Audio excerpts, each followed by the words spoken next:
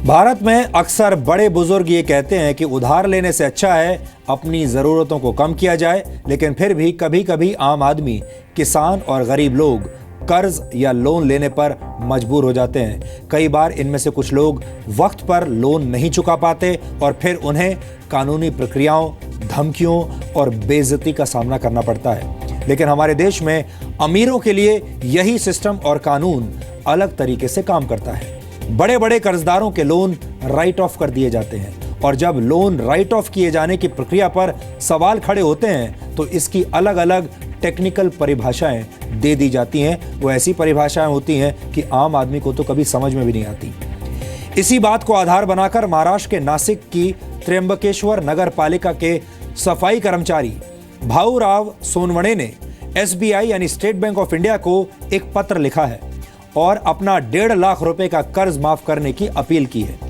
इस सफाई कर्मचारी ने पत्र के लिए उद्योगपति विजय माल्या की कथित कर्ज माफी को आधार बनाया है। इस सफाई कर्मचारी का कहना है कि जब इसने अखबार में यह खबर पढ़ी कि SBI ने विजय माल्या का 1200 करोड़ रुपए का कर्ज माफ कर दिया है तो उसे कर्ज माफ किए जाने की अपील करने का ख्याल आया। हालांकि सच यह है कि विजय माल्या का कर्ज माफ नहीं हुआ है, बल्कि इस कर्ज को तकनीकी रूप से साइडलाइन यानी एक तरफ कर दिया गया है। इसके बारे में हम आपको विस्तार से आगे बताएंगे, लेकिन पहले आप महाराष्ट्र के सफाई कर्मचारी की ये बात सुनिए, क्योंकि इस व्यक्ति ने जो बात कही है वो हमारे सिस्टम पर गहरी चोट करती है और ये बात आपके मन में, आपके दिमाग में भी कभी ना कभी जरूर आई होगी। 2015 मध्ये माझ्या मुलाची तब्येत बिघडली असल्या कारणाने वैद्यकीय खर्चासाठी मी हात उसने इकडून तिकडून पैसे घेतले होते, म्हणजे नातेवाईकाकडूनच घेतले होते पैसे। आता त्यांच्या घरी बी काही कार्यक्रम, लग्न वगैरे निघाले, त्यांना पैसे परतफेड करण्यासाठी लोकमत पत्रामध्ये वाचलं का मोठमोठ्या उद्योगपत्यांना कर्ज माफ होऊ शकतं। तर माझं काय नाही म्हणून मी बी अर्ज देऊन टाकलं का माझे कर्ज माफ करावं त्यांच्या आवाने। बँकेला लेटर दिला, अर्ज दिला, बँकेने पोच दिली। बघूया मग बँक आता काय निर्णय देते। बँकेकडून काय उत्तर आलं? बँक काय नाही, तुमचा अर्ज मी वरती ऑफिसला पाठवते बोलले। वैसे यहाँ पर हम ये साफ कर देना चाहते हैं कि विजय माल्या का कर्ज माफ करने से स्टेट बैंक ऑफ इंडिया और सरकार दोनों ही इनकार कर चुके हैं। सरकार की तरफ से वित्त मंत्री अरुण जेटली ने संसद में जवाब देते हुए कहा था कि राइट ऑफ एक टेक्निकल टर्म है, जिसका मतलब ये नहीं है कि किसी का कर्ज माफ कर दिया गया है। एंट्री बुक में ये लोन परफॉर्मिंग एसेट से बदलकर नॉन परफॉर्मिंग एसेट हो गया है, जिसे NPA भी कहा जाता है। और आपको बता दें कि NPA में शामिल रकम बैंकों को वापस मिलेगी या नहीं, ये तय नहीं होता। हालांकि बैंक लोन वसूली की प्रक्रिया जारी रखते हैं, लेकिन अंदर ही अंदर अपने मन में बैंकों के अफसरों को और बैंकों को भी ये पता होता है कि ये रकम अब वापस आने वाली नहीं है। और यहाँ पर एक विजय माल्या ही नहीं, इस देश में ऐसे उद्योगपतियों की लंबी लिस्ट है जिन्होंने बैंकों से हजारों करोड़ रुपए के लोन लिए हुए हैं और बाद में उन लोन्स को राइट ऑफ करवा लिया या उन्हें NPA घोषित करवा लिया और अब वो उस पैसे को एक तरीके से डकार चुके हैं। यहाँ आपको सफाई कर्मचारी भाऊराव सोनवणे और उद्योगपति विजय माल्या के बीच नियत के फर्क को भी समझना होगा। भाऊराव सोनवणे एक सफाई कर्मी है, सफाई कर्मचारी हैं, जिन्होंने अपने बेटे के इलाज के लिए 1,50,000 रुपए का लोन लिया था, जबकि विजय माल्या एक बड़े उद्योगपति हैं, व्यवसायी हैं, जिन्होंने अपनी कंपनी को स्थापित करने और आगे बढ़ाने के लिए अलग अलग बैंकों से 12,000 करोड़ रुपए का लोन लिया हुआ है। इस सफाई कर्मी ने बहुत ईमानदारी के साथ अपनी बात बैंक के सामने रखी है और देश छोड़कर ये भागा नहीं है, जबकि विजय माल्या अचानक बिना किसी को बताए एक दिन अपने भारी भरकम सूटकेस उठाकर देश छोड़कर चले गए। सोचने वाली बात यह भी है, विजय माल्या ने 2014 में 4 करोड़ रुपए चुकाकर एक घोड़ा खरीदा था, जबकि इतनी रकम में भाऊराव सोनवणे जैसे 400 सफाई कर्मचारी 1 लाख रुपए का लोन ले सकते हैं और इस रकम से कोई गरीब या तंग हाल व्यक्ति अपने बच्चे का इलाज करवा सकता है और अपने बच्चों को पढ़ा सकता है। बैंक की नजर में ये दोनों ही कर्जदार हैं, लेकिन एक की नीयत साफ है जबकि दूसरे के साथ ऐसा नहीं है, उसकी नीयत में खोट है। सफाई कर्मचारी लोन लेकर भागा नहीं है, बचने की कोशिश नहीं कर रहा, बल्कि उसने विनम्रता पूर्वक एक चिट्ठी लिखकर कर्ज माफी की मांग की है। जबकि विजय माल्या देश छोड़कर भाग चुके हैं, उनके पास बड़े बड़े वकीलों की पूरी फौज है। उनके पास लीगल एक्सपर्ट्स हैं, उनके पास बड़े बड़े सीए मौजूद हैं। उनके देश वापस लौटने की कोई संभावना फिलहाल दिखाई नहीं देती। नासिक में रहने वाले भाऊ राव के मुताबिक लोन की ईएमआई हर महीने उनके अकाउंट से कट जाती है, जिसके बाद उनके पास घर चलाने के लिए पैसे नहीं बचते। जबकि विजय माल्या की कोई ईएमआई नहीं कटती। वो आराम से विदेश में बैठे हैं, शानदार लाइफस्टाइल जी रहे हैं और कर्ज की आड़ में बनाई गई निजी संपत्ति के दम पर गुलछर्रे उड़ा रहे हैं। यानी ईमानदारी के पैमाने पर लोन राइट ऑफ किए जाने की सुविधा इस सफाई कर्मचारी को मिलनी चाहिए, लेकिन हमारे देश में ऐसा होता नहीं। लोन देने वाले बैंक देश के किसानों से कर्ज वसूली के नाम पर उनके ट्रैक्टर जब्त कर लेते हैं। आम आदमी के घर पर रिकवरी एजेंट भेजकर उसे धमकाया जाता है। गरीब कर्जदारों को बेइज्जत करने के नए नए तरीके निकाले जाते हैं और कुछ लोग तो इससे तंग आकर आत्महत्या भी कर लेते हैं। आपने ऐसी खबरें अक्सर अखबारों में पढ़ी होंगी। जब अमीर लोग, बड़े बड़े पूंजीपति बैंकों से लोन लेते हैं तो उन्हें करोड़ों का लोन आसान शर्तों पर दे दिया जाता है। यानी हमारे देश में अमीर लोग कर्ज की चादर ओढ़कर चैन की नींद सो सकते हैं। हमारे देश में अमीर लोगों के सिर पर हजारों करोड़ रुपए का कर्ज है, लेकिन ना तो बैंक इस लोन को वसूलने के लिए गंभीर दिखाई दे रहे हैं और ना ही ये अमीर कर्जदार अपना फर्ज चुकाना चाहते हैं। भारत के बैंकों का एनपीए करीब 5,42,000 करोड़ रुपए का हो चुका है। ये लोन के रूप में दी गई वो रकम है जिनसे अब बैंकों को ना तो ब्याज मिल रहा है, ना ही इसका मूलधन वापस हुआ है। कुछ समय पहले सुप्रीम कोर्ट ने 57 बड़े कर्जदारों की लिस्ट पढ़ते हुए खुलासा किया था कि इन कर्जदारों पर 85,000 करोड़ रुपए का कर्ज है। ये लिस्ट आरबीआई ने सुप्रीम कोर्ट के एक आदेश के बाद अदालत में जमा की थी। सुप्रीम कोर्ट ने मामले की सुनवाई करते हुए आरबीआई से पूछा था कि क्यों ना इन कर्जदारों के नाम सार्वजनिक कर दिए जाएं। इस पर आरबीआई के वकीलों ने कहा था कि सभी कर्जदार विलफुल डिफॉल्टर्स नहीं हैं, इसलिए उनके नाम सार्वजनिक ना किए जाएं। यहां आपको बता दें कि आरबीआई नहीं चाहता कि इन बड़े कर्जदारों के नाम सार्वजनिक किए जाएं। सुप्रीम कोर्ट को बंद लिफाफे में सौंपी गई इस लिस्ट में उन लोगों के नाम हैं जिन पर 500 करोड़ रुपए से ज्यादा का कर्ज है। यानी हमारे सिस्टम में इतनी भी इच्छा शक्ति नहीं कि वो अमीर कर्जदारों के नाम सार्वजनिक कर सके, वो भी तब जब ये लोग पैसा नहीं लौटा रहे हैं। अमीर और गरीब के बीच का ये फर्क ही भारत की सबसे बड़ी समस्या है। जिसके पास पैसा और रसूख है वो खुद को सिस्टम से ऊपर समझ लेता है और अपनी मनमानी करता है, जबकि सामान्य लोग, आम लोग, गरीब लोग कोई जुगाड़ नहीं लगा पाते और सिस्टम उनका अपमान लगातार करता चला जाता है। गरीबों के नाम पर कभी ये चर्चा नहीं होती कि उनका नाम सार्वजनिक किया जाए या नहीं, और उनसे ये भी नहीं पूछा जाता कि वो विलफुल डिफॉल्टर्स हैं या नहीं। हालांकि ये दोनों ही यानी अमीर और गरीब इसी देश के नागरिक हैं और दोनों के पास ही एक एक वोट देने का ही अधिकार है। ये सब देखकर लगता है कि आज भी हमारे देश में कानून सबके लिए बराबर नहीं है।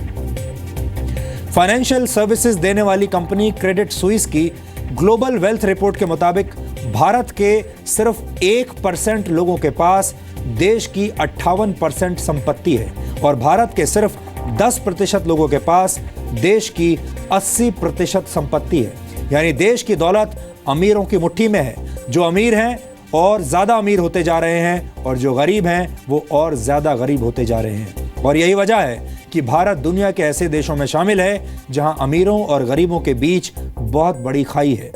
भारत में गरीबों के हिस्से का पैसा अमीर लोग छीन लेते हैं और जिंदगी भी गरीबों के साथ न्याय कभी नहीं करती। अमेरिका में हाल ही में हुए एक रिसर्च में यह पता चला है कि अमीर लोग गरीबों के मुकाबले 10 वर्ष ज्यादा जीते हैं, यानी उनका जीवन लंबा होता है और जाहिर है अच्छा भी होता होगा। हालांकि यह रिसर्च अमेरिका में हुआ है जहां के ज्यादातर गरीबों का जीवन स्तर भारत के ज्यादातर मध्यवर्गीय लोगों से भी अच्छा है। आप सोचिए, अगर यही रिसर्च भारत में हुआ होता तो शायद ये अंतर और ज्यादा होता। यानी अमीर सिस्टम की मदद से सिर्फ गरीबों का पैसा ही नहीं छीनते बल्कि उनकी उम्र भी छीन लेते हैं। ये बहुत हैरानी की बात है कि कर्ज के बोझ से दबे हुए आम लोग और किसान ही आत्महत्या करते हैं, वो भी तब जब इनके सिर पर सिर्फ कुछ हजार या कुछ लाख रुपए का कर्ज होता है, लेकिन तब भी इनका नाम सार्वजनिक हो जाता है। इनके समाज में इनकी बेइज्जती होती है, अपमान होता है और उसके बाद इनमें से कुछ लोग आत्महत्या करते हैं। लेकिन आपने शायद ये कभी नहीं सुना होगा कि कर्ज लेने वाले किसी बड़े पूंजीपति ने आत्मग्लानि में आकर आत्महत्या कर ली हो। बड़े बड़े कर्जदार उधार चुकाने से खुलकर इनकार कर देते हैं, खुलकर इनकार करके छुट्टियां मनाने देश से बाहर चले जाते हैं और कभी कभी तो लौट कर नहीं आते, या फिर खुद को दिवालिया बताकर मौज उड़ाते हैं। यानी कर्ज से परेशान होकर आत्महत्या करना सिर्फ देश के किसानों, गरीबों और मजबूर लोगों का लक्षण है। पूंजीपतियों और रसूखदार लोगों में ये लक्षण नहीं पाए जाते। यहाँ हम किसी को आत्महत्या के लिए उकसा नहीं रहे हैं, बल्कि हम पूरे देश को और खास तौर पर पूंजीपतियों को आईना दिखा रहे हैं जो गरीबों का हक मारकर अंधाधुंध पैसा कमाते हैं, बैंकों से कर्ज लेते हैं और बिना कर्ज चुकाए आराम से विदेश भाग जाते हैं। और अब डीएनए में अगली खबर के विश्लेषण से पहले मेरे पास आपके लिए एक जरूरी सूचना है, और वो ये है कि दिल्ली में एक तेंदुआ घूम रहा है। ये सुनकर एक पल के लिए आपको लगेगा कि शायद मैं आपको डराने की कोशिश कर रहा हूं, खास तौर पर हमारे दिल्ली के दर्शकों को तो हो सकता है यही लगे, लेकिन सच ये है कि देश की राजधानी दिल्ली में एक तेंदुए का आना बुरी खबर नहीं, बल्कि एक अच्छी खबर है, शुभ खबर है। जब कोई शहर या मोहल्ला हिंसा या अन्य कारणों की वजह से रहने लायक नहीं रहता, तो वहां बसे इंसान पलायन कर जाते हैं, और जब पलायन कर चुके लोगों को वापस उसी जगह बसाने की कोशिश की जाती है तो उसे घर वापसी भी कहा जाता है। लेकिन आज हम डीएनए में इंसानों की नहीं बल्कि जानवरों की घर वापसी का विश्लेषण करेंगे। अभी जो तस्वीर आपकी टीवी स्क्रीन पर है वो देश की राजधानी दिल्ली के वजीराबाद इलाके में बने यमुना बायोडाइवर्सिटी पार्क की है, जहां रात के अंधेरे में इस तेंदुए को बेफिक्र होकर घूमते हुए देखा गया। आप सोच रहे होंगे कि ये तो एक छोटी सी खबर है और इसमें खास बात क्या हो सकती है, लेकिन असलियत में दिल्ली के बायोडाइवर्सिटी पार्क में तेंदुए का आना पर्यावरण के नज़रिए से एक बहुत अच्छी खबर है, जिसके बारे में आपको पूरी जानकारी आज होनी चाहिए, क्योंकि इसके आधार पर दिल्ली में बने मानव निर्मित पार्क के पूरी तरह से वन क्षेत्र में तब्दील होने की संभावना अब नजर आने लगी है। जब हमें इस खबर के बारे में जानकारी मिली तो जी न्यूज़ की टीम ने सीधे ग्राउंड जीरो से रिपोर्टिंग करने का फैसला किया। इस वीडियो विश्लेषण की शुरुआत करने से पहले मैं आपको हरियाणा से दिल्ली आए इस तेंदुए के सफर के बारे में भी कुछ बताना चाहता हूं। इस तेंदुए ने अपने सफर की शुरुआत हरियाणा के यमुनानगर में कालेसर नेशनल पार्क से की। इस पार्क से होकर यमुना नदी गुजरती है, जहां खेत और जंगली इलाके मौजूद हैं। इस तेंदुए ने यमुना के किनारे से होते हुए 2 से 3 दिनों में करीब 400 किलोमीटर का सफर तय किया, और इस तरह उसकी यात्रा दिल्ली के यमुना बायोडाइवर्सिटी पार्क में आकर खत्म हुई। लगभग 2 हफ्तों से इस पार्क में तेंदुए के आने के संकेत मिल रहे थे। पार्क के वैज्ञानिक भी इसे लगातार मॉनिटर कर रहे थे, और आखिरकार तेंदुए के पैर के निशान की मदद से उसे ढूंढ निकाला गया।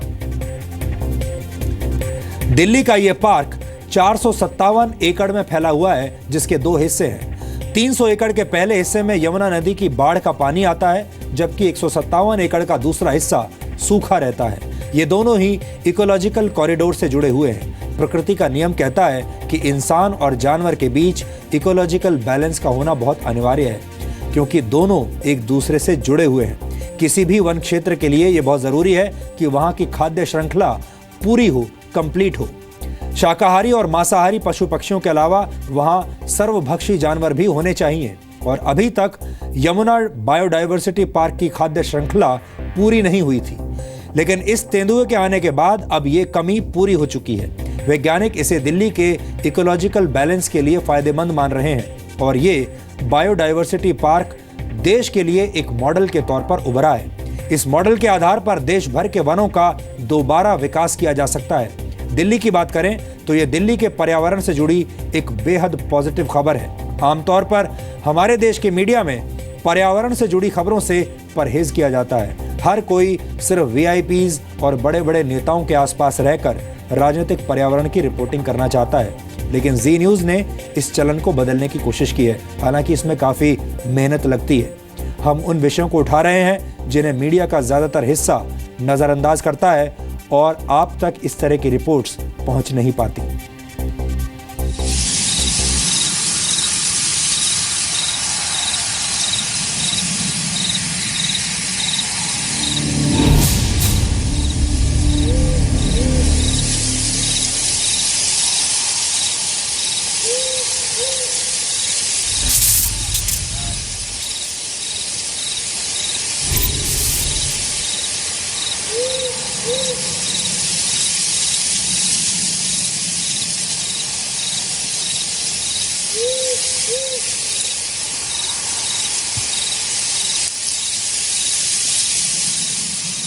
ये सुनसान वीरान जंगल नहीं, दिल्ली की तस्वीर है।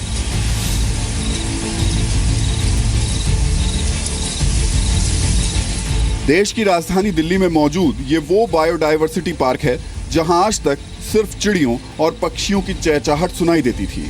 जहरीले सांप नजर आते थे।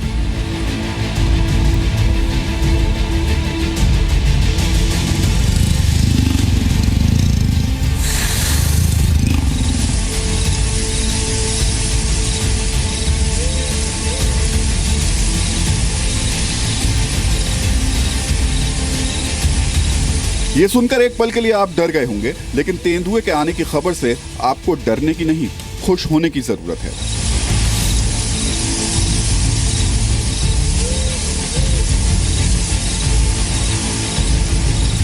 हम ऐसा क्यों कह रहे हैं, इसे समझने के लिए आपको कुछ दिनों पहले की तस्वीर याद करनी होगी।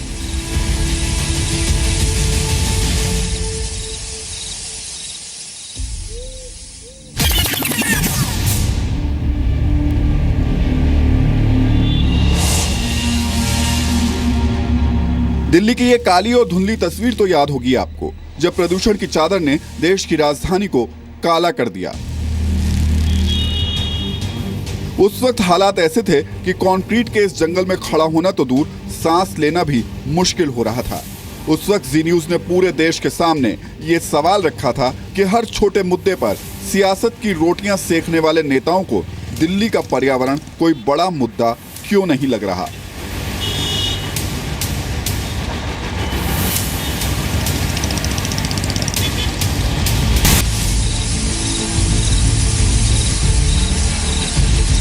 लेकिन दिल्ली में इस तेंदुए का आना यहाँ की 1.25 करोड़ आबादी के लिए किसी तोहफे से कम नहीं है, क्योंकि इसने लोगों को जीने की नई आस दे दी है।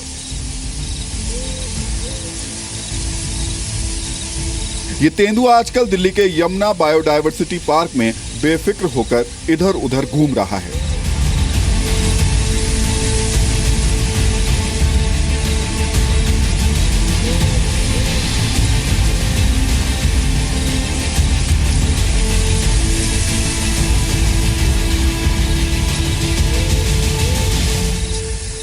दिल्ली में ये जो लेपर्ड पहुंचा है, उसकी एक्टिविटीज़ काफ़ी ज़्यादा देखने को मिल रही है। हम आपको पहले तो वो निशान दिखा रहे हैं, और सोमवार की रात को इस जगह पर जहां हम खड़े हैं बहुत ज़्यादा वो एक्टिव देखा गया है। उसकी फ़ोटोग्राफ्स हैं, उसके जो विजुअल्स हम आपको दिखा रहे हैं वो सोमवार रात के ही हैं। सर, अब इसको हम किस तरीके से लें? गाँव के लोग तो डर रहे हैं, और ये बहुत स्वाभाविक है कि शहर के लोगों को और गाँव के लोगों को डर लगता है कि तेंदुआ आ गया। आप खुश हो रहे हैं कि तेंदुआ आ गया, समझे कैसे? हमारे लिए फ़ायदेमंद है या नुकसान? सबसे पहले तो ये बता दीजिए। देखिए, निश्चित रूप से फ़ायदेमंद है, क्योंकि ये एक इंडिकेटर स्पीसीज़ है जो बताता है कि यहाँ के वन की, जंगल की गुणवत्ता बढ़ी है। बायोडायवर्सिटी पार्क जो यहाँ पे काम कर रहा है, उससे यहाँ की गुणवत्ता जंगल की बढ़ी है, जिसकी वजह से तेंदुए ने इसको एक्सेप्ट किया। तो ये खुशी की बात तो है कि जो प्रकृति का फूड चेन होता है उसमें सबसे बड़ा प्रेडेटर ऊपर आके बैठ गया, मतलब सब चीज़ें ठीक चल रही हैं।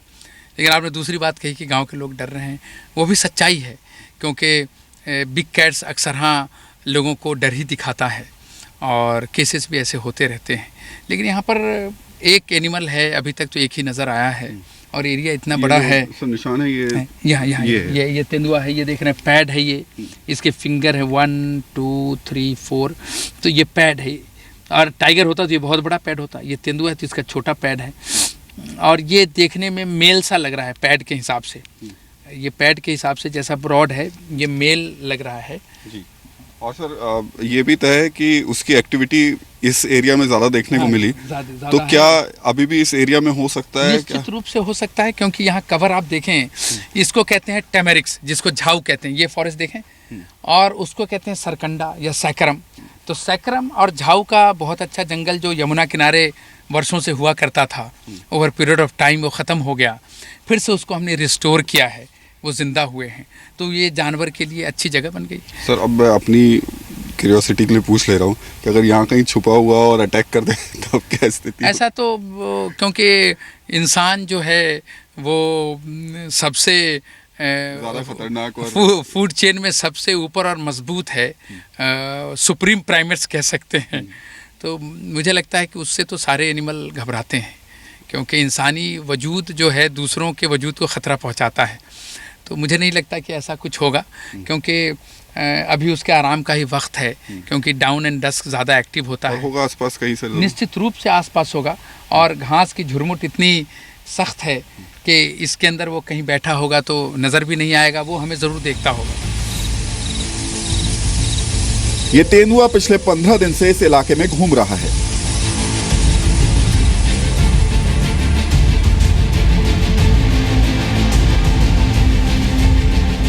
एक अनुमान के मुताबिक इस तेंदुए ने अपने सफर की शुरुआत हरियाणा के यमुनानगर में कालेसर नेशनल पार्क से की, जहां से यमुना नदी गुजरती है, जहां खेत और जंगली इलाके मौजूद हैं। इस तेंदुए ने यमुना के किनारे होते हुए 2 से 3 दिनों में करीब 400 किलोमीटर का सफर तय किया, और इस तरह उसकी यात्रा दिल्ली के यमुना बायोडायवर्सिटी पार्क में आकर खत्म हुई। लेकिन अब आपको यह भी समझना जरूरी है कि इस तेंदुए के आने से आपके जीवन पर कितना सकारात्मक असर पड़ेगा। क्वालिटी ऑफ लाइफ दिल्ली में कितनी ज़रूरत है। दिल्ली जो जिंदा दिल्ली के लिए जानी जाती थी, उसका दिल बहुत धीरे से धड़कता है, आप जानते हैं। तो उस दिल को तेज़ धड़कने के लिए ज़रूरी है कि PM 2.5 जैसे डस्ट पार्टिकुलेट मैटर जो है वो हमारे नाक से कम जाए। और उसमें जब इस तरह के बायोडायवर्सिटी पार्क मॉडल को हम बनाते हैं, जहाँ 3 स्टोरी फॉरेस्ट है, top canopy, middle story, under story, जो धूल को ऊपर से नीचे ज़मीन तक आने नहीं देता, और जब ज़मीन पे वो आता नहीं है तो उड़ता नहीं है। तो हमें दोनों चीज़ें देखनी होगी, बैलेंस करना होगा कि आपके पास जो ज़िंदगी को बचाने का एक नायाब नमूना और तरीक़ा जो यमुना बायोडायवर्सिटी पार्क है, और दूसरा एक ऐसा जानवर जो आया है इस पार्क के बनने की वजह से, तो उससे थोड़ा ख़तरा महसूस करने की बात है। लेकिन यहाँ पर ह्यूमन हैबिटेशन नहीं है, खेत है, तो हमें थोड़ा इंतज़ार करना होगा, क्योंकि अभी 2 हफ्ते के इससे पता चलता है कि ये एनिमल एग्रेसिव नहीं है। वैसे ये मैं भी ह्यूमन नेचर ही बता रहा हूँ, या हवा भी सरसराहट कर रही है ना, इसमें तो ऐसा लगता है जैसे कुछ है यहाँ पर। लेकिन मैं मेरे पीछे देखिए, मुझे आप अभी तक देख रहे हैं कि मुझे कोई एहसास ऐसा हो नहीं रहा है कि कोई डर है। ज़िंदगी जैसे कहते हैं ना कि मौत बरहक है, अगर फ़िलॉसफी को सोचें विज्ञान सेट के, मौत बरहक है और वो लाजमी है, उसको रोक नहीं सकते। लेकिन वो मौत अच्छी हो उसके लिए ज़िंदगी अच्छी होनी चाहिए, और वो ज़िंदगी अच्छी हो उसके लिए 3 स्टोरी फॉरेस्ट होना चाहिए, और जहाँ 3 स्टोरी फॉरेस्ट होगा वहाँ प्रेबेस होगा, और प्रेबेस होगा तो प्रेडेटर आएंगे। तो हमें लंबी ज़िंदगी की कामना के साथ इस तरह के पार्क और सुंदर बने, इसकी दुआ खुदा से करनी। हम तो ये कामना कर रहे हैं कि ज़िंदगी भले ही छोटी हो लेकिन अच्छी हो, खूबसूरत हो, इस तरीके का पर्यावरण हो जो न सिर्फ अकेले मेरे लिए, मेरे घर के लिए या मेरे शहर के लिए, बल्कि पूरे देश और पूरे समाज के लिए फ़ायदेमंद साबित हो। दिल्ली के वजीराबाद में बना यमुना बायोडायवर्सिटी पार्क कल तक सिर्फ एक मानव निर्मित पार्क था, लेकिन इस तेंदुए के आने के बाद ये न सिर्फ संपूर्ण जंगल बन चुका है, बल्कि इसे इसका जंगली दोस्त भी मिल गया है। The biodiversity park model is an excellent innovative model for bringing back the locally extinct biological communities, particularly the animal communities. And I think this model should be adopted across the country for bringing back the lost natural heritage from urban centers. हालांकि असल खबर सिर्फ तेंदुआ नहीं बल्कि वजीराबाद में बना ये छोटा सा जंगल है, जिसे वर्ष 2002 में तत्कालीन प्रधानमंत्री अटल बिहारी वाजपेयी के दौर में शुरू किया गया था। जरा सोचिए, एक तरफ दिल्ली और उसके आसपास पेड़ कम हो रहे थे, कंक्रीट की बड़ी बड़ी इमारतें आसमान को छू रही थीं, और इस सब के बीच दिल्ली के कोने में एक पार्क को जंगल की शक्ल देने की कोशिश की जा रही थी। ये जो देख रहे हैं ये सैंड बोआ है, इसको 2 मुहा भी कहते हैं, और ये बिल्कुल ही निरीह है और ये कभी किसी को नुकसान नहीं पहुंचाता। आप देखते हैं रिस्टोरेशन का एक बड़ा प्रभाव कि आप जिस पर्यावास को जिंदा करते हैं तो इसमें कितनी ज़िंदगी आती है। उसमें ये सांप भी है, आप देखें कितना ब्यूटीफुल है, मेरे आसपास आ रहा है, मुझे जानने की कोशिश कर रहा है। It's such a beautiful animal, और ये चूहे को खाता है, इंसान का दोस्त है। और अक्सर हाँ, इसको आप देखेंगे दिल्ली के रेड लाइट पर लोग दिखाते हुए नज़र आते हैं, जो कानूनन जुर्म है।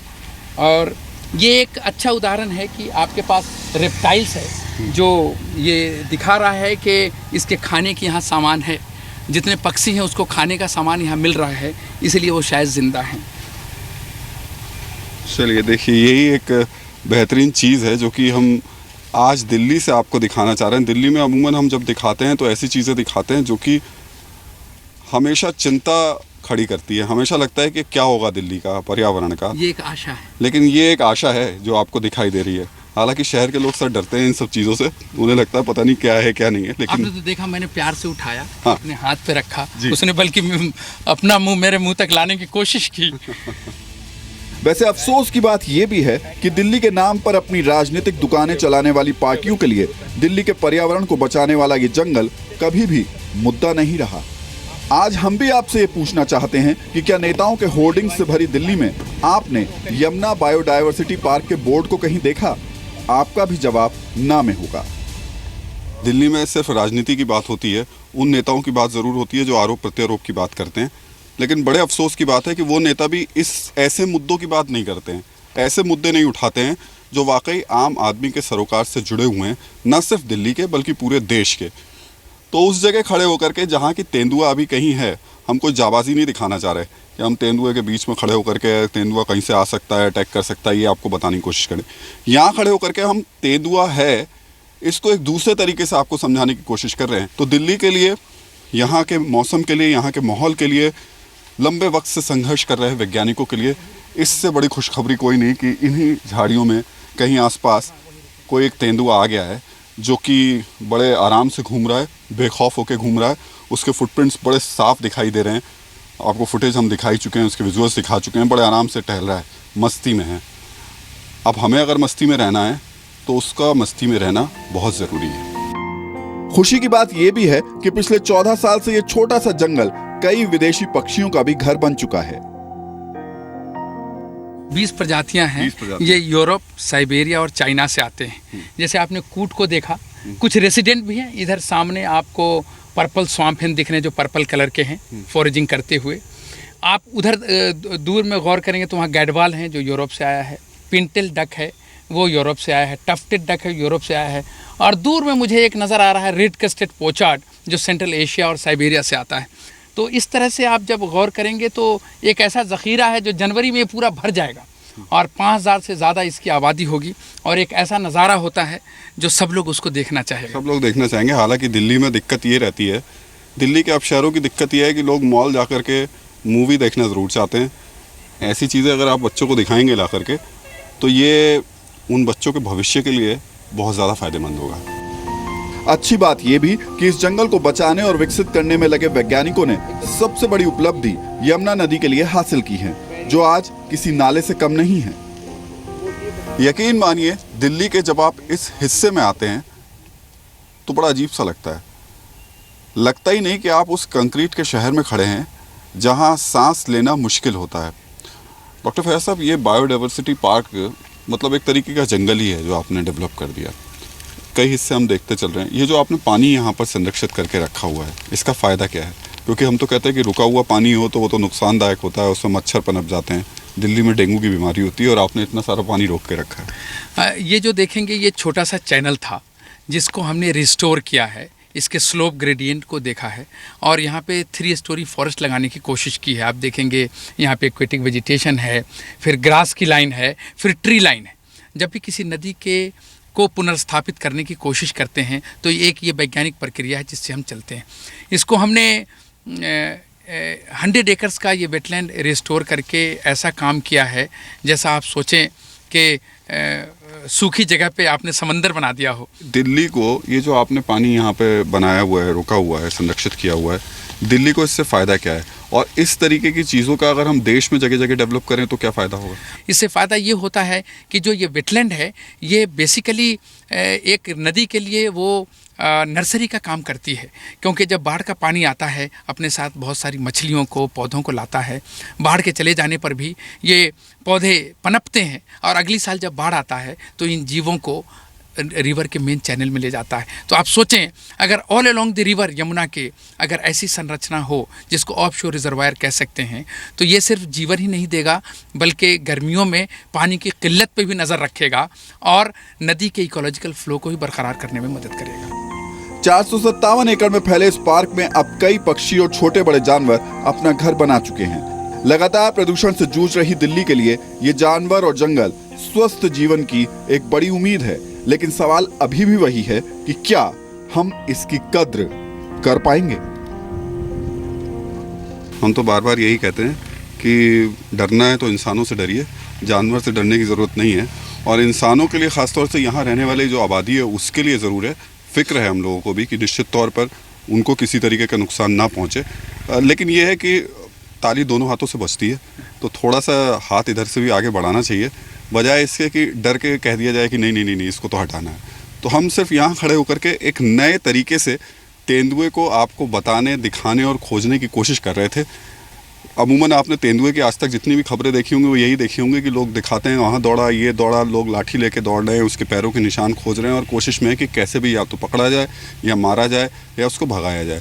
लेकिन यहाँ इस जगह खड़े होकर के दिल्ली में हम ये बताने की कोशिश कर रहे थे आपको कि तेंदुआ कैसे हमारे लिए, इस पर्यावरण के लिए एक ज़रूरी फूड चेन का हिस्सा है, जिसके रहने से हमें, आपको, सबको फ़ायदा ज़रूर मिलेगा। कैमरामैन गजेंद्र सिंह के साथ राहुल सिन्हा, जी मीडिया, दिल्ली। और अब आपको आज के इतिहास के बारे में बताते हैं। 1937 में आज ही के दिन प्रसिद्ध वैज्ञानिक जगदीश चंद्र बोस का निधन हुआ था।